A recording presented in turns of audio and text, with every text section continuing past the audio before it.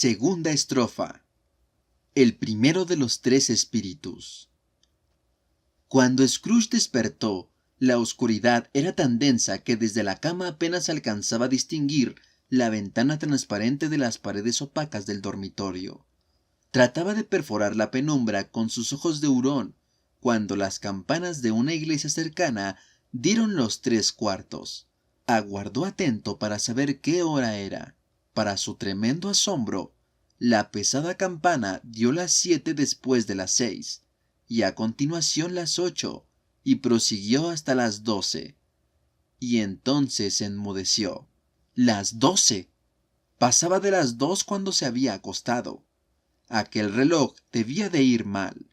Algún carámbano debía de haberse incrustado en las maquinarias. ¡Las 12! Tocó el resorte de su reloj de repetición para rectificar aquel absurdo cachivache. Su pulso ligero latió 12 veces y se detuvo. ¿Cómo? No es posible, exclamó Scrooge. que haya dormido un día entero y parte de la noche. No es posible que le haya ocurrido algo al sol y que sean las 12 del mediodía. Ante aquella alarmante idea, saltó de la cama y se fue a tientas hasta la ventana. Tuvo que quitar la escarcha frotándola con la manga de la bata para poder ver algo. Y aún así, fue poco lo que vio. Lo único que consiguió comprobar fue que tanto la niebla como el frío seguían siendo intensos, y que no se oía el trasiego agitado de gente, como sin duda tendría que haber sido el caso de haber vencido la noche al claro día y haberse adueñado del mundo. Un gran alivio, porque aquello de «a 3 días vista de esta primera letra de cambio, páguese al señor Ebenezer Scrooge o a su orden», y demás, se habría convertido en un mero pagaré de Estados Unidos si no quedaban días por contar. Scrooge volvió a acostarse y caviló sobre aquello una y otra vez, sin sacar nada en claro. Cuanto más cavilaba, más desconcertado se sentía, y cuanto más intentaba dejar de cavilar, tanto más lo hacía. El fantasma de Marley lo acosaba en extremo, cada vez que, tras una concienzuda reflexión, concluía que todo aquello no había sido más que un sueño.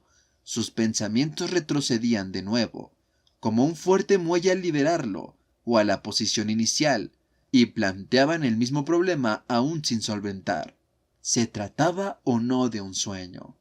Scrooge seguía tendido en este estado cuando la campana dio de nuevo los 3:15, y entonces recordó súbitamente que el fantasma le había advertido de una visita cuando sonara la 1.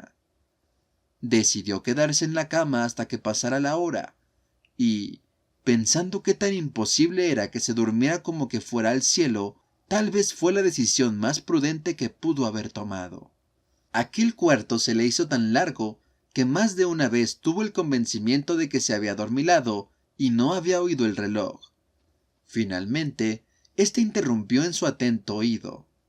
«Talán, talán», Y cuarto, dijo Scrooge contando. «Talán, talán», y media, dijo Scrooge. «Talán, talán», menos cuarto, dijo Scrooge. «Talán, talán», la hora, exclamó Scrooge triunfal. y nada. Dijo eso antes de que sonara la última campanada, que lo hizo entonces con una profunda, grave, cavernosa y melancólica una. Al instante, la habitación se iluminó y se descorrieron los cortinajes de la cama. Doy fe de que fue una mano lo que recorrió las cortinas. No las del pie de la cama, ni las de la cabecera, sino las del lateral hacia el que tenía vuelto el rostro. Las cortinas se descorrieron y Scrooge, sobresaltado, se incorporó levemente y se encontró cara a cara con el visitante ultraterrenal que las había descorrido, tan cerca de él como ahora lo estoy yo de ustedes, pues estoy en espíritu a su lado. Era una figura extraña, como un niño, y, sin embargo, no parecía tanto un niño como un anciano visto a través de algún elemento sobrenatural que le diera el aspecto de haber retrocedido en el campo visual hasta quedar reducido a las proporciones de un niño. Su cabello, que colgaba por su cuello y espalda, era blanco, como por efecto de la edad. Si bien en su rostro no había una sola arruga y su tez lucía delicada y lozana, sus brazos, al igual que las manos, eran largos y recios, como poseedores de una fuerza excepcional. Los llevaba desnudos, como los pies, que también eran de delicadas formas. Vestía una túnica de un blanco inmaculado, y alrededor de la cintura un bruñido cinturón de hermoso lustre. Sostenía una rama de acebo en una mano y, en curiosa contradicción con tan invernal emblema, flores estivales adornaban su ropaje. Pero lo más extraño en él era el haz de luz clara y brillante que brotaba de su coronilla y que hacía que todo aquello fuera visible sin duda. Tal era el motivo por el que cuando el ánimo decaía, emplease a modo de gorro el enorme apagavelas que llevaba bajo el brazo. Con todo, cuando lo observó con mayor detenimiento, Scrooge vio que tampoco eso era lo más extraño de él, pues el cinturón centelleaba y refulgía, ahora en un punto, ahora en otro, y lo que en un momento estaba iluminado, al siguiente quedaba a oscuras. Así, la nitidez de la figura iba fluctuando.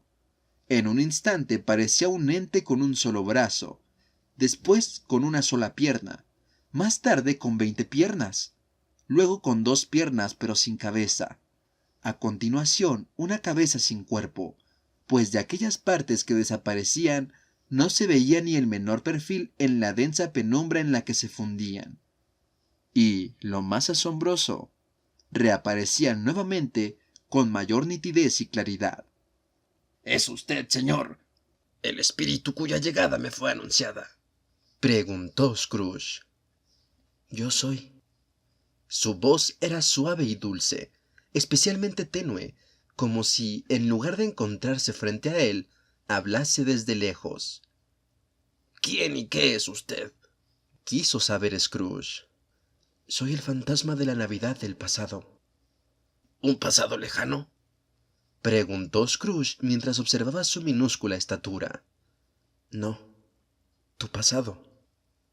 Es posible que Scrooge no hubiera sabido explicar por qué, si acaso alguien le hubiese preguntado, pero sentía el deseo de ver al espíritu con el gorro puesto y le rogó que se cubriese. ¿Cómo?, exclamó el fantasma. ¿Tan pronto quieres apagar con tus manos mundanas la luz que procuro? ¿Acaso no te basta con ser uno de aquellos cuyas pasiones confeccionaron este gorro y me obligaron a llevarlo calado hasta las cejas durante siglos? Scrooge negó reverentemente haber tenido intención de ofenderle y albergar el menor conocimiento de haber cubierto deliberadamente al espíritu en ningún momento de su vida. Luego se atrevió a preguntarle qué asunto le había llevado allí. «Tu bienestar», contestó el fantasma. Scrooge expresó todo su agradecimiento, no sin pensar que una noche de plácido sueño habría sido más eficaz para alcanzar tal fin. El espíritu debió de oír sus pensamientos, pues de inmediato dijo: «¿De modo que protestas? Prepárate». Mientras decía esto, alargó su poderosa mano y lo tomó suavemente del brazo. «Levántate y acompáñame». De nada le habría servido a Scrooge aducir que ni el tiempo ni la hora eran los adecuados para salir a pasear, que la cama estaba caliente y el termómetro muy por debajo del punto de congelación, que iba muy ligero de ropa con las zapatillas, la bata y el gorro de dormir, y que estaba resfriado. Aquella mano le hacía, si bien con la delicadeza de una mujer, era ineludible. Se levantó, pero al ver que el espíritu se encaminaba a la ventana, le agarró de la túnica con actitud suplicante. «Soy mortal», objetó Scrooge, «y podría caerme». «Bastará con que te toque aquí», dijo el espíritu, posando una mano sobre su corazón, «y te sostendré en muchos otros lugares». Al tiempo que pronunciaba estas palabras, ambos atravesaron la pared y se encontraron en un camino que cruzaba la campiña, con tierras de labranza a ambos lados. La ciudad había desaparecido por completo. No se veía de ella el menor vestigio. La oscuridad y la bruma habían desaparecido con ella, dando paso a un día claro, frío e invernal, y a un paisaje cubierto de nieve. ¡Santo cielo!, exclamó Scrooge, uniendo las manos mientras miraba a su alrededor. Yo nací aquí. Aquí pasé mi infancia. El espíritu lo miró con benevolencia. Su suave tacto, aunque delicado y efímero, parecía seguir afectando a las percepciones sensoriales del anciano. Percibía un millar de olores flotando en el aire, cada uno de ellos vinculado a otros tantos pensamientos y esperanzas y alegrías y preocupaciones olvidadas desde hacía mucho, mucho tiempo. «Te tiembla el labio», observó el fantasma. «¿Y qué es eso que tienes en la mejilla?» Scrooge musitó, con una voz insólitamente trémula, que era una espinilla, y suplicó al fantasma que le llevara donde tuviera a bien llevarle. «¿Recuerdas el camino?», preguntó el espíritu.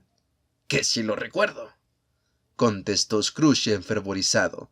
«Podría recorrerlo con los ojos vendados». «Qué extraño haberlo olvidado durante tantos años», comentó el fantasma. «Pongámonos en marcha, pues».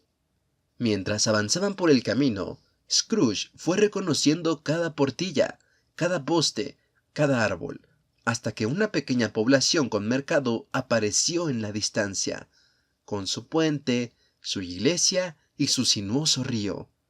Entonces vieron varios potros lanudos que trotaban en su dirección montados por chiquillos, que llamaban a otros que iban en carros y carretas conducidos por campesinos. Todos ellos estaban alborozados y se gritaban entre sí, hasta que la vastedad de aquellas tierras quedó tan inundada de alegre música que hasta el aire fresco reía al oírla.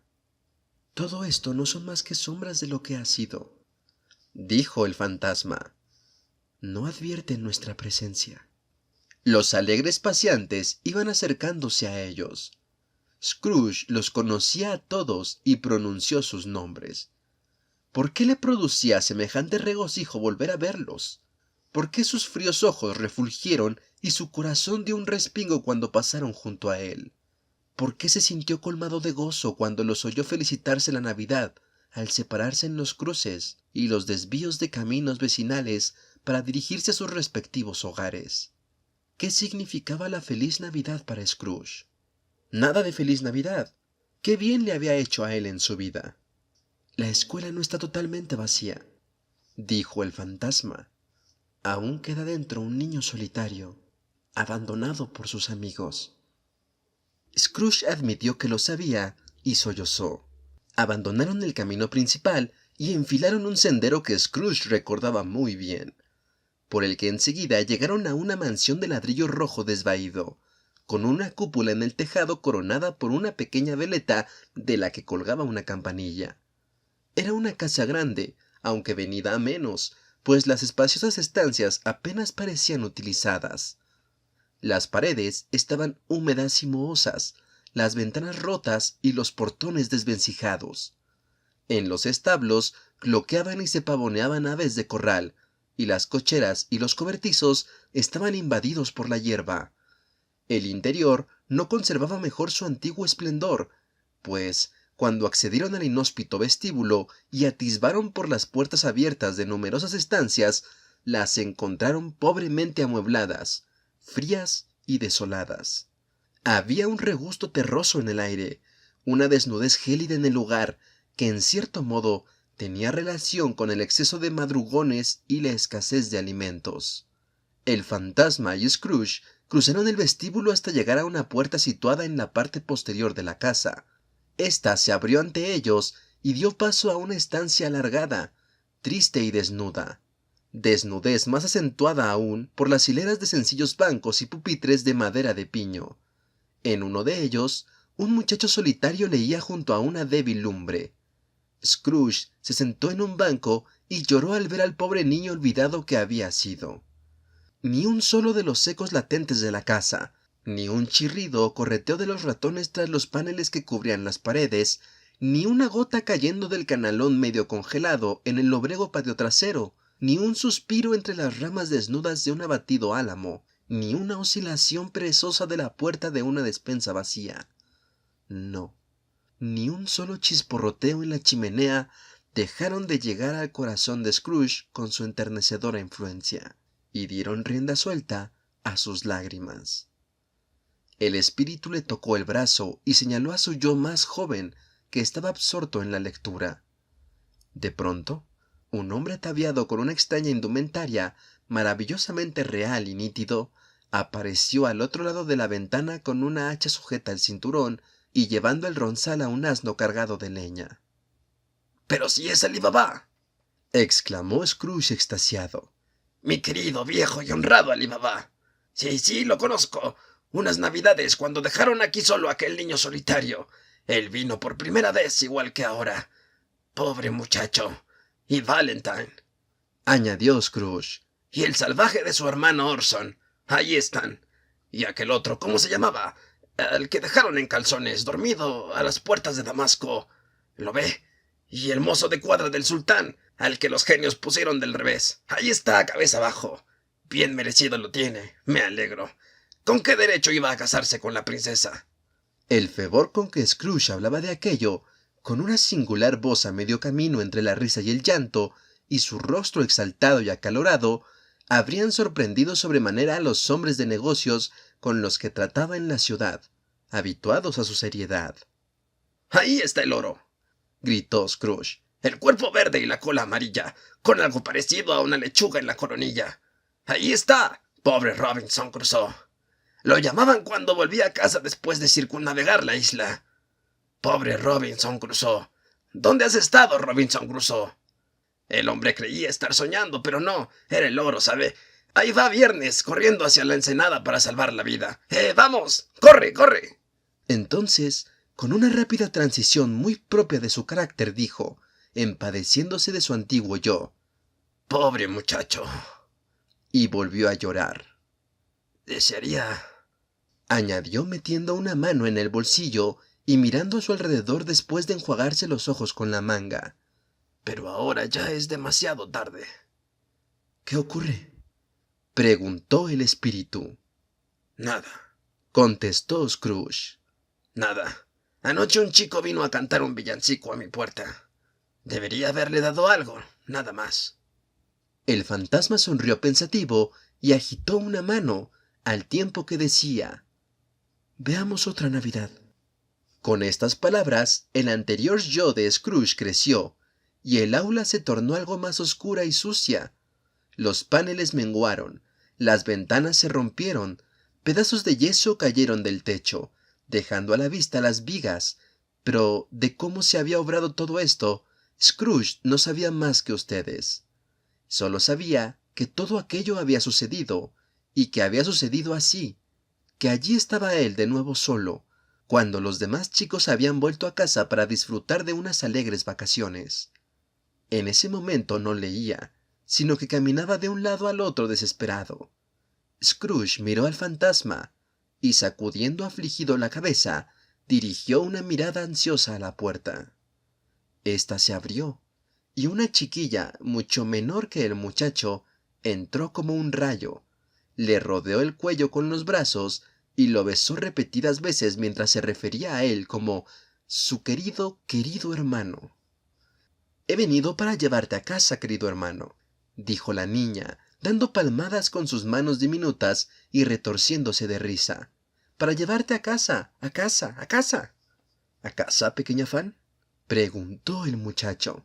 «Sí», contestó la niña rebosante de júbilo. «A casa para siempre jamás. Ahora padre está mucho más cariñoso que antes, y nuestra casa parece el cielo. Una feliz noche, cuando iba a acostarme, me habló con tanta dulzura que no me dio miedo preguntarle una vez más si podrías volver a casa, y dijo que sí, que era lo mejor, y me ha enviado con un coche para llevarte a casa. Y deberás comportarte como un hombre», dijo la niña, con los ojos como platos. «Y nunca volverás aquí. Pero antes debemos celebrar juntos las Navidades y pasar el tiempo más alegre del mundo». «Eres toda una mujer, pequeña Fan», exclamó el muchacho. Ella siguió dando palmadas y riéndose, e intentó tocarle la cabeza. pero como era tan pequeña, volvió a reír y se puso de puntillas para abrazarlo. Luego empezó a tirar de él, en su impaciencia infantil hacia la puerta, y él la acompañó de muy buen grado. Una voz terrible gritó en el vestíbulo: «¡Bajad aquí el baúl del señor Scrooge!». Y al instante apareció el director de la escuela en persona, que dirigió al señor Scrooge una mirada cargada de feroz condescendencia y le estrechó la mano, gesto que le causó un profundo desasosiego. A continuación, condujo al muchacho y a su hermana al salón antiguo más húmedo, oscuro y estremecedor que jamás se haya visto, con mapas colgados de las paredes y globos terráqueos y celestes en las ventanas a los que el frío confería un aspecto cerúleo.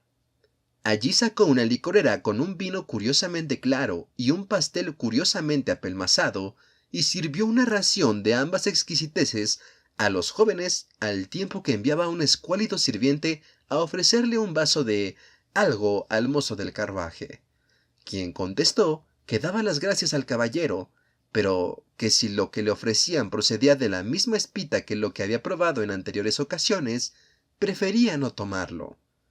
Con el baúl del señor Scrooge ya amarrado al techo del carruaje, los niños se despidieron gustosos del director, subieron al asiento y cruzaron alegremente el jardín, mientras las veloces ruedas pulverizaban la escarcha y la nieve que se desprendían como el rocío de las oscuras hojas de los árboles de hoja perenne.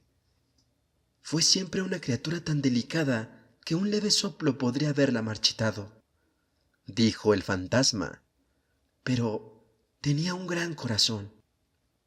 Sí, lo tenía. Sollozó Scrooge. Tienes razón, y no seré yo quien lo niegue, espíritu. Dios me libre. Murió siendo ya una mujer, añadió el fantasma, y según tengo entendido, tuvo hijos. Un hijo, puntualizó Scrooge. Cierto, dijo el fantasma. Tu sobrino. Scrooge pareció algo incómodo y se limitó a contestar: sí.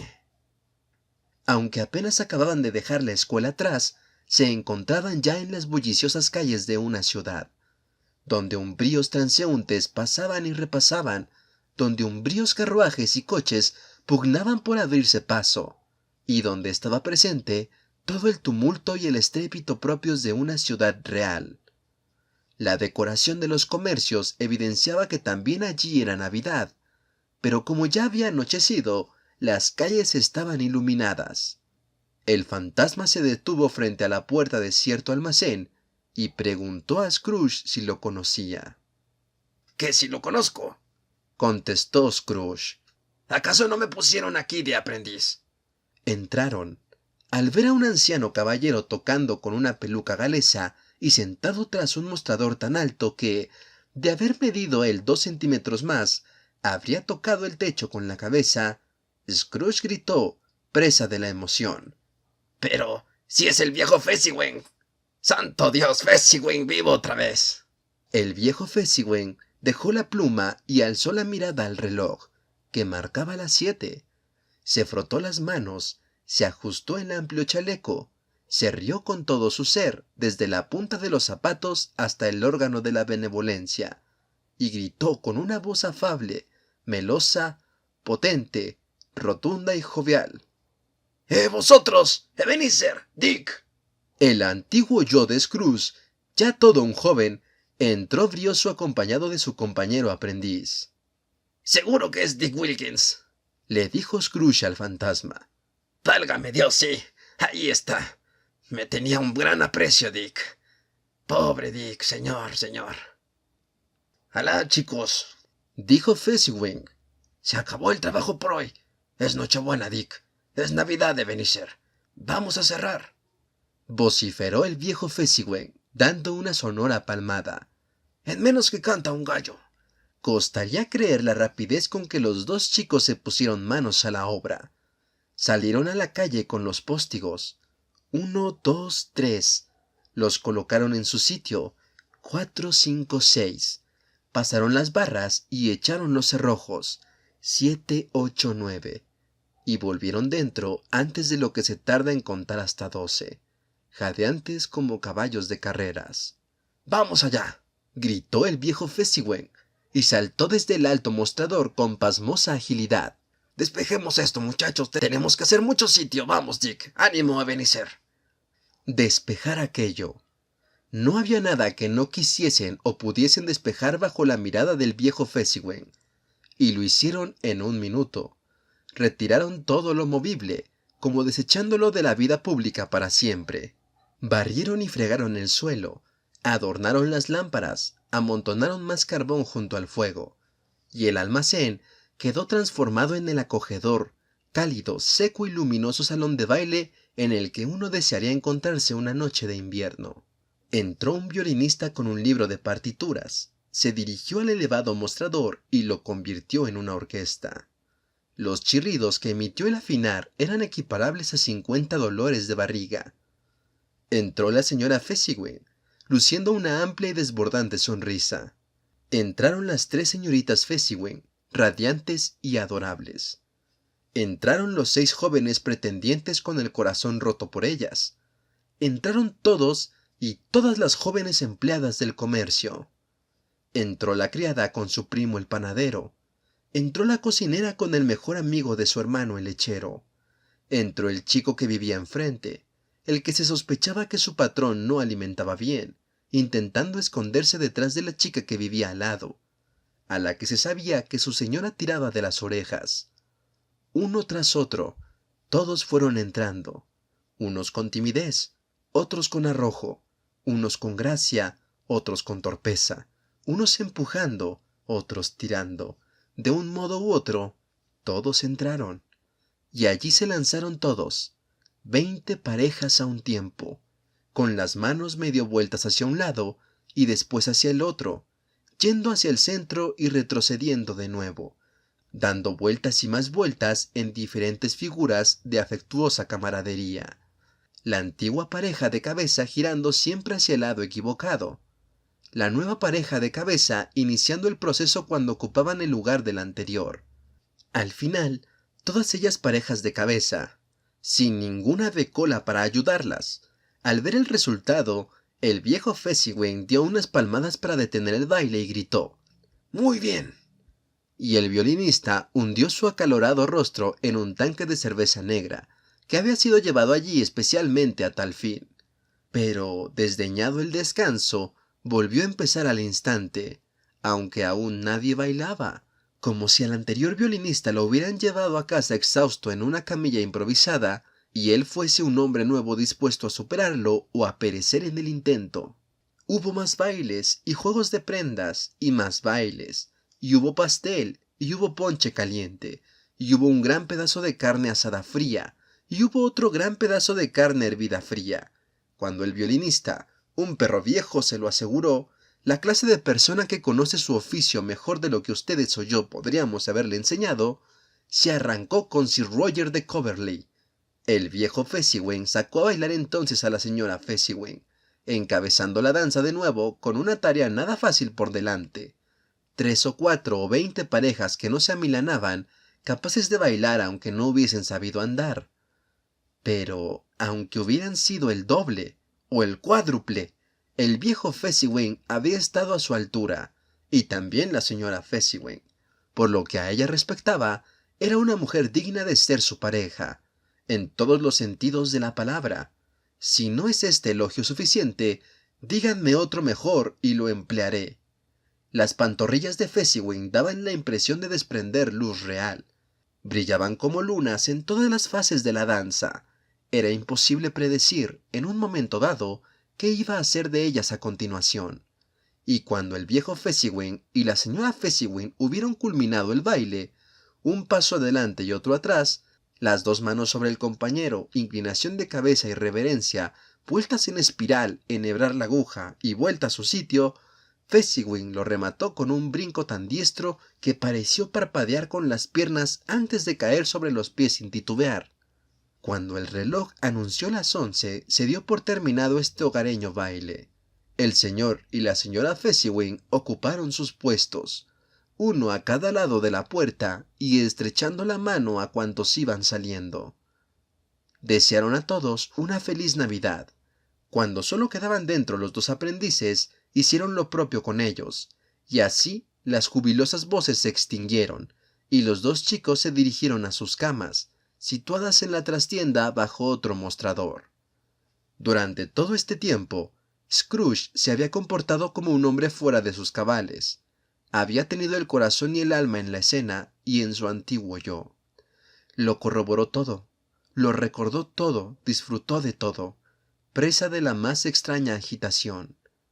Solo entonces, cuando los radiantes rostros de su antiguo yo y de Dick se alejaron de ellos, se acordó del fantasma y advirtió que éste lo miraba fijamente, mientras la luz de su cabeza refulgía con claridad. «Qué poco cuesta», dijo el fantasma, «hacer que esa pobre gente sienta tanta gratitud». Muy poco, repitió Scrooge. El espíritu le indicó con un gesto que escuchara a los dos aprendices, que se deshacían en elogios a Fezziwig, tras lo cual dijo: «¿Cómo? ¿No lo crees? Apenas se ha gastado unas libras de vuestro dinero terrenal, 3 o 4 quizá. ¿Tanto es para merecer todas esas alabanzas?». no es eso, repuso Scrooge, irritado por el comentario y hablando sin darse cuenta cómo lo habría hecho su antiguo yo y no él mismo. No es eso, espíritu. Él tiene la facultad de hacer que nos sintamos felices o desgraciados, de que nuestro trabajo nos resulte llevadero o gravoso, placentero o arduo.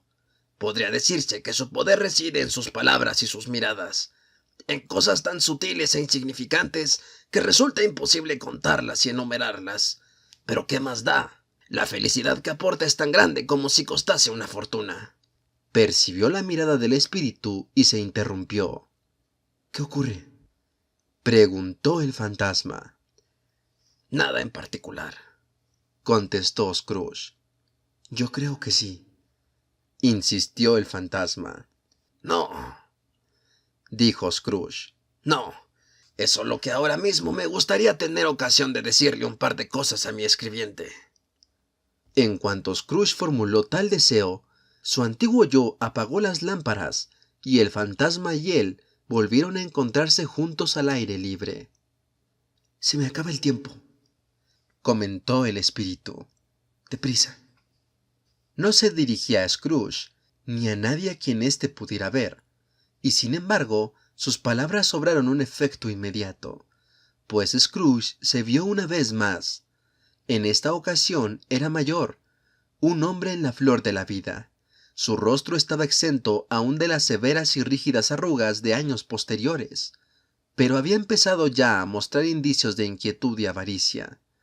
Había un ademán de ansia, codicia y desasosiego en sus ojos, que empezaban a dar muestra de la pasión que ya había arraigado y donde caería la sombra de aquel árbol en ciernes. No estaba solo, sino sentado al lado de una joven rubia vestida de luto, en cuyos ojos había lágrimas que centellaban a la luz que proyectaba el fantasma de la Navidad del pasado. «Poco importa», dijo ella con voz débil. «Para ti muy poco. Otro ídolo me ha reemplazado. Y si puede alegrarte y consolarte el día de mañana, como yo habría intentado hacer, no tengo motivo para sentirme afligida». «¿Qué ídolo te ha reemplazado?», preguntó él. «Uno de oro. Este es el equitativo trato que dispensa el mundo», exclamó él. «Con nada es tan implacable como la pobreza, y nada condena con tanta severidad como la persecución de la riqueza». «Temes demasiado al mundo», repuso ella. «Todas las demás ilusiones las has fundido en la ilusión de quedar fuera del alcance de sus sórdidos reproches. He visto cómo tus más nobles aspiraciones han ido sucumbiendo una tras otra, hasta que tu mayor pasión, la del lucro, se ha adueñado de ti, ¿no es cierto?». «¿Y qué?», replicó él. «¿Y qué si ahora soy mucho más prudente? No he cambiado para contigo». Ella negó con la cabeza. «¿Lo he hecho? Nuestro compromiso es ya antiguo.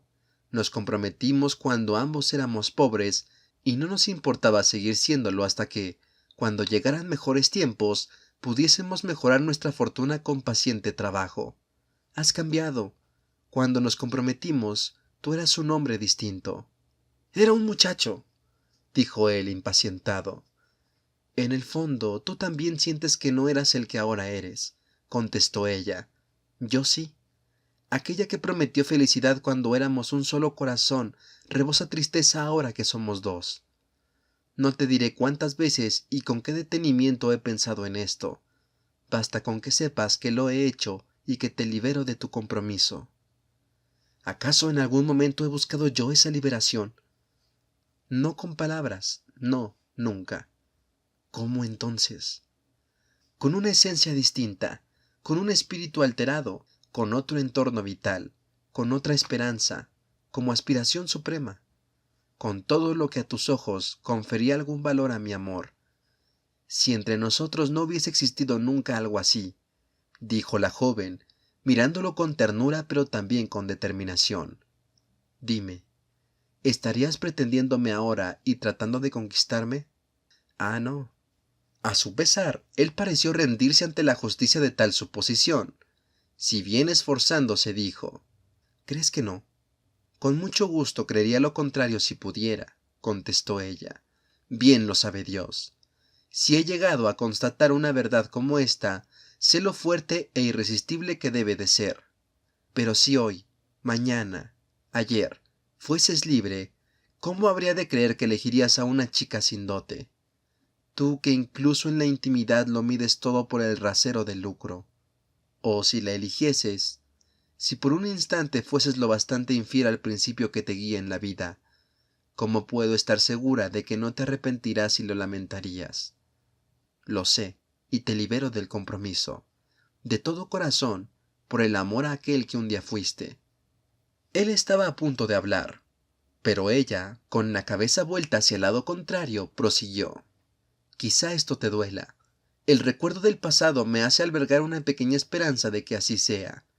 Transcurrirá un tiempo muy muy breve y desecharás ese recuerdo gustosamente, como si se tratase de un sueño improductivo del que afortunadamente despertaste. Que seas feliz en la vida que has elegido. Ella se marchó y sus caminos se separaron. Espíritu, Dijo Scrooge. no me muestres más. Llévame a casa. ¿Por qué se complace torturándome? Una sombra más, exclamó el fantasma. ¡Ni una más! Gritó Scrooge. ¡Ni una más! ¡No quiero verla! ¡No me muestres nada más!